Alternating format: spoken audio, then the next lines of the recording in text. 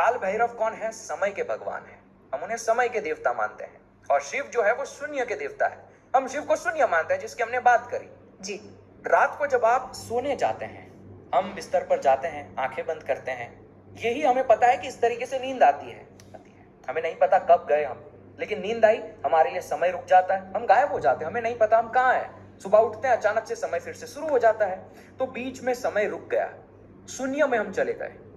नींद जब आई, काल भैरव जो कि क्षेत्रपाल थे, शिव जी के शून्य एरिया कह लो, हम शून्य एरिया समझते हैं इस तरीके से कि शून्य एक एरिया है जिसकी सिक्योरिटी कर रहे थे काल भैरव, जो समय था। हम नींद में गए, हमने सिक्योरिटी को पार किया और हम सिक्योरिटी को पार करके शिव के एरिया में पहुंचे। लेकिन तब हम सोए हुए थे, तब हम निद्र अवस्था में थे, तो हम उस शून्य को अनुभव नहीं कर पाते। हम नहीं अनुभव कर पाते हमारी नींद में क्या है।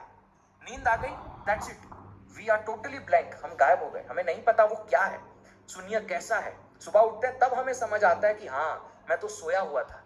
अब अगर हम इस चीज को रिलेट करेंगे ध्यान से, तो नींद और ध्यान में बस इतना ही फर्क है। आप ध्यान करने के लिए बैठे, आंखें बंद की, समय चल रहा था, मैं 6:30 पर ध्यान करने बैठा था, समय चल रहा था, अब मैंने ध्यान लगाया।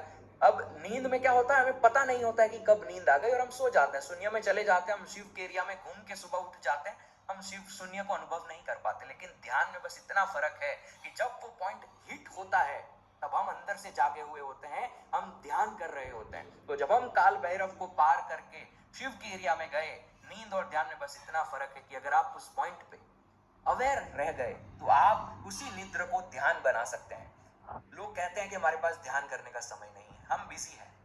रात को बिस्तर पे तो हर कोई जाता है, चाहे वो हाउसवाइफ हो, चाहे वो 2 बच्चों को संभालती हो, चाहे वो जॉब करने वाला कोई भी हो, सोते सब हैं इस दुनिया में। करेक्ट। अगर आपके पास पूरे दिन ध्यान करने का समय नहीं है, रात को जब आप आंखें बंद करते हैं, उसके बाद देखते रहिए कि नींद कब आ रही है।